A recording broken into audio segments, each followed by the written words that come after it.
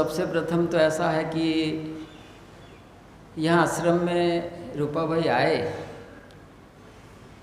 तो उनका एक मित्र था, नाम भूल रहा हूँ मैं, उनके साथ आए थे, जो साधक था पक्का और हमेशा अहमदाबाद आश्रम में जाता था। तो वो उनको बोला कि चलो अपन सूरत जाते हैं, शिविर है तो बापू का दर्शन करके और फिर दुबई धंधा के लिए जाने वाले थे, बिजनेस के लिए, रूपा भाई और दोनों। तो जैसे ही यहाँ आए तो शिविर के अंदर वो रहे। उस समय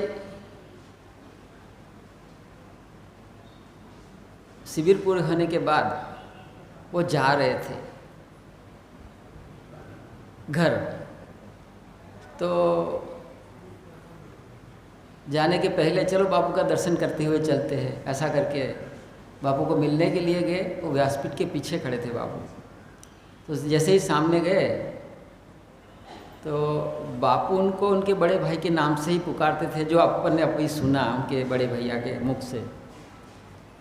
तो बापू बोलते थे कि रूपा कहाँ जा रहा है? बापू घर जा रहा हूँ। तो बोले रुक जा, बोले तो बोले जैसी गुरुदेव की आज्ञा।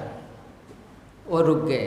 फिर तुरंत बापू ने बोला कि तुमको एक सप्ताह के लिए अश्विनी कुमार स्मशान में जाना है और भीख मांग के खाना है, तो भिक्षा मांग के खा लेना है। तो तुरंत बापू जैसे ही यहाँ से पधारे सूरत आश्रम छोड़ के, और वो यहाँ से निकल गए अश्विनी कुमार स्मशान में।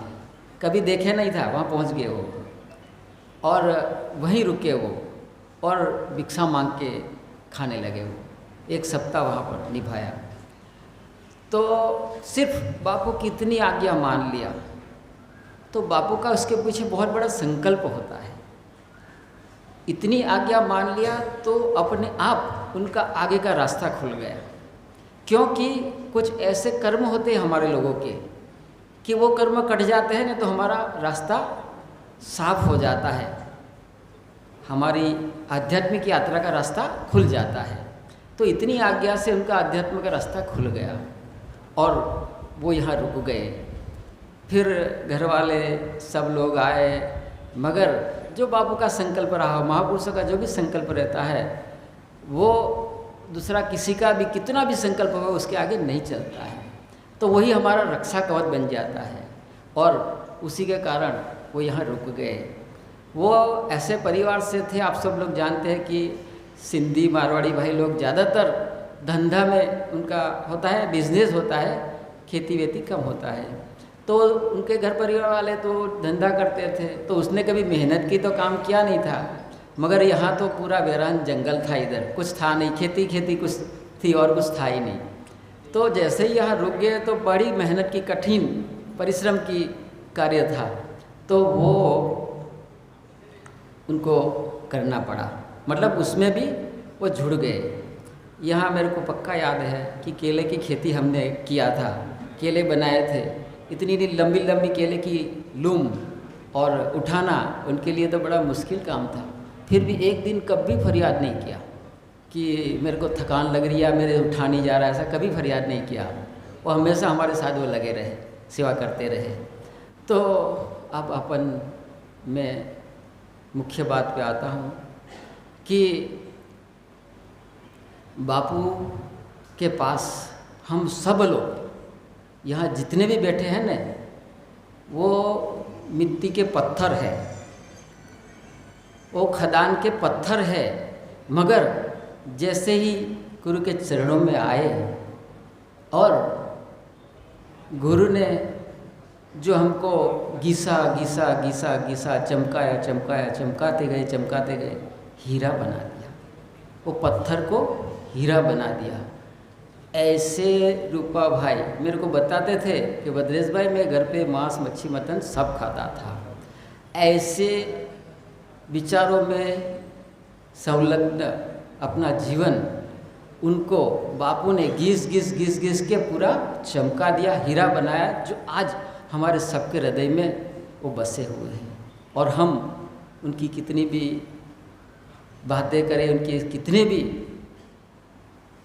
अच्छे विचार हम अपने जीवन में लाए उतने कम है, क्योंकि वो श्रेय सब गुरुदेव को जाता है। क्योंकि हम लोग तो ये पुतले हैं, पुतले कुछ नहीं है।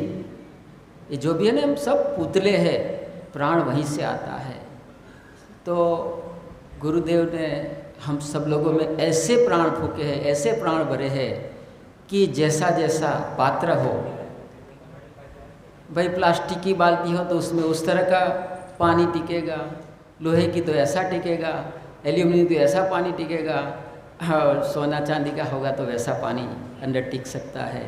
ऐसे ही जितना जितना हम चमकेंगे उतना मजबूत होंगे और इतना प्राण मिलेगा और उतना हम चमकते हुए हीरे बनेंगे। तो ऐसे हमारे रूपा भाई आज बापू ने उनको चमका कर हीरा बना के इस संसार से विदाई दिया है। बापू को तो पता ही था, जैसे शिवाजी भाई ने बताया कि उनका समय कुछ निश्चित समय था।